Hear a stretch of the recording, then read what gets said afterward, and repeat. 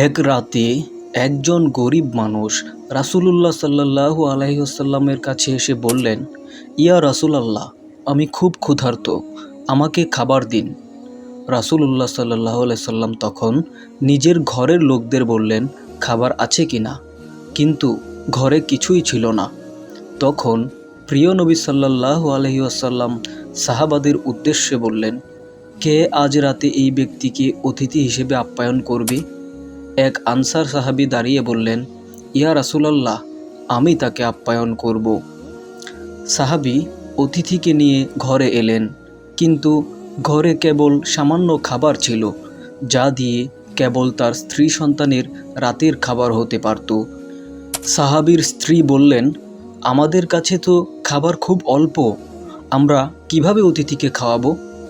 সাহাবী তখন বললেন, তুমি শিশুদের ঘুম পাড়িয়ে দাও আর খাবারটা অতিথির সামনে পরিবেশন করো। আমরা বাতি নিভিয়ে দেব, যেন অতিথি বুঝতে না পারে আমরা খাচ্ছি না। আমরা বসে থাকার ভান করব, আর অতিথি যেন পেট ভরে খেয়ে নিতে পারে। তারা তাই করলেন। অতিথি তৃপ্তির সাথে খেয়ে ঘুমালেন, অথচ সাহাবী ও তার স্ত্রী সেদিন রাতের খাবার না খেয়ে কাটালেন। পরদিন সকালে সাহাবী যখন রাসূলুল্লাহ সাল্লাল্লাহু আলাইহি ওয়াসাল্লামের কাছে গেলেন, নবী সাল্লাল্লাহু আলাইহি ওয়াসাল্লাম আনন্দিত হয়ে বললেন, আল্লাহ তোমাদের এই কাজ দেখে এত খুশি হয়েছেন যে তিনি আসমান থেকে এ বিষয়ে আয়াত নাজিল করেছেন। আল্লাহ বলেন, তারা নিজেদের চাহিদা থাকা সত্ত্বেও অন্যদের অগ্রাধিকার দেয়, আর যারা নিজেদের প্রবৃত্তির লোভ থেকে বাঁচাতে পারে তারাই সফল। সূরা হাশর আয়াত 9। সুপ্রিয় দর্শক মণ্ডলী, এই গল্প থেকে আমরা কি শিক্ষা নিতে পারি?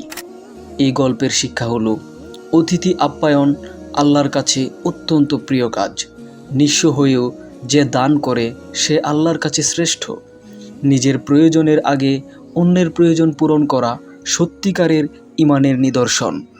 দর্শক মণ্ডলী, আশা করি আমরা এখন থেকে অতিথি আপ্যায়ন করব। অতিথিদের দেখলে আমরা বিরক্ত হব না। মেহমান আল্লাহর রহমত স্বরূপ।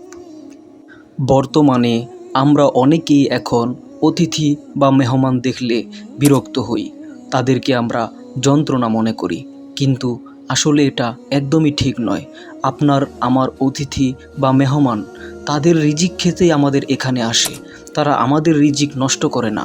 তাদের রিজিক আল্লাহ আমার এবং আপনার ঘরে বরাদ্দ রেখেছেন বলেই তারা আসেন। আল্লাহ আমাদের সকলকে সঠিক বুঝ দান করুন। আল্লাহ আমাদের সকলকে ইসলামের সুমহান শীতল ছায়াতলে বসবাস করার তৌফিক দান করুন। সুপ্রিয় দর্শক মণ্ডলী, এরকম আরও ইসলামিক গল্প পেতে অবশ্যই আমার চ্যানেলটি সাবস্ক্রাইব করে রাখুন। সবাইকে অসংখ্য ধন্যবাদ। আসসালামু আলাইকুম ওয়া রাহমাতুল্লাহি ওয়া বারাকাতুহু।